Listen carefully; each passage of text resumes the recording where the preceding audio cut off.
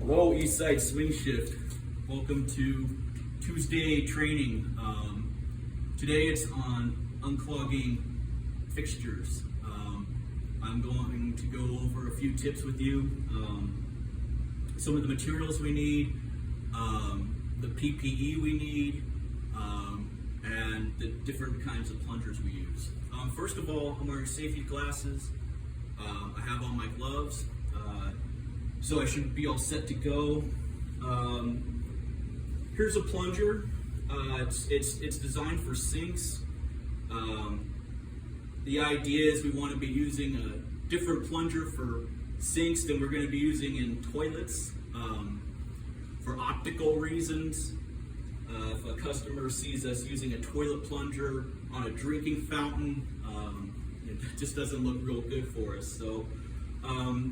This plunger is available in the key room. You can talk to Richard or you can talk to Carl. They'll make sure to get one over to you. You might be wondering about what's going to clog a drinking fountain. Well, sometimes coffee grounds will be found in here. Other times chewing tobacco. So what you'll want to do, you'll want to fill up a little bit of water to get a good seal on this. You'll want to pump it maybe half a dozen times or so. Stop, see what your water's doing, see if it's draining properly. If not, fill up a little more water, get yourself a good seal, do another round. And if that doesn't do the trick, you'll want to be sure to let your supervisor know they can get a plumber here. Also, you'll want to be sure to clean up after yourself when you're done here. Moving over here into the bathroom, got a wet floor sign up here, assuming that there's a clogged toilet in here. Of course, we want to be sure to knock first, let anybody know who may be in here, when we're coming in, or if we need to wait. So come on in and show you what we got in here. Again, I'm using this sink plunger. For these basins, you'll want to be sure to seal up this vent. I got a wet paper towel here wedged in, so that's good to go.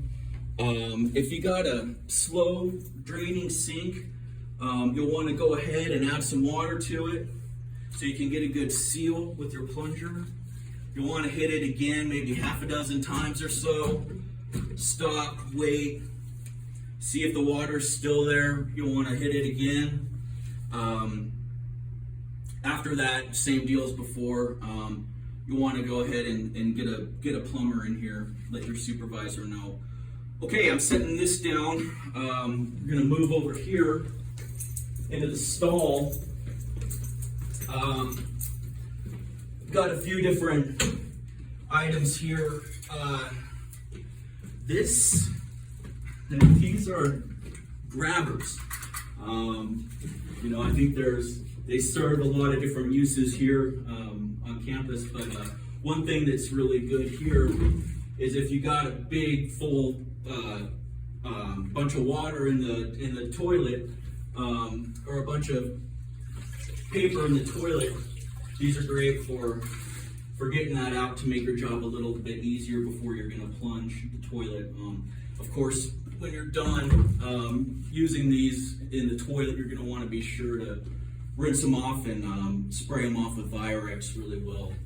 Okay, we got a different kind of plunger over here. It's got this lip on it. This ensures that you get a good seal on the toilet bowl drain or hole. It flexes a little bit so you can get in hard to reach places.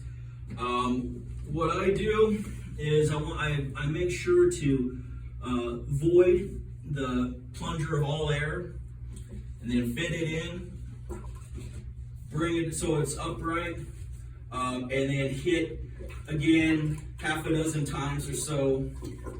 Stop, see what's happening with your water level.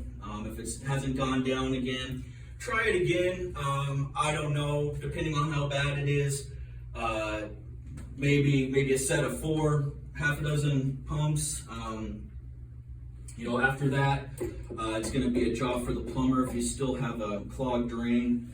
You want to be sure before you take your plunger back to your closet and put it in a little bag so that you're not dripping toilet water all over the place. I would suggest too that once you get this into your closet, you just toss you toss the bag, you rinse off your plunger in your sink in your closet. You spray it outside and inside with Virex, and just leave it to open air dry. I think gets kind of gross. Even just having these on a cart in a bag is a breeding ground for nastiness. So we got that out of the way. Of course, you're going to make a mess no matter what you do. You want to be sure to spray off your toilet with Virex, wipe everything down. I have a mop here. We're going to want to mop everything up. Also, I'll mention for bad overflow situations where you got a lot of water, you'll want to make sure you have access to a wet dry vac. If you do not have a wet dry vac in your building, I would strongly suggest letting Richard or Carl know so that they can get one over there for you if you have this kind of a situation in your building. Is there anything I'm missing, Richard? Perfect. Perfect. Okay, well that's it. Yeah, thanks. Oh, one other thing, you may want to just give it a few flushes after you. Right. You want after you unclog your toilet, you're gonna want to flush it a few times. Also with the sink, I didn't mention, after you unclog your sink, you're gonna want to run that water. Make sure that it's draining properly. So very good.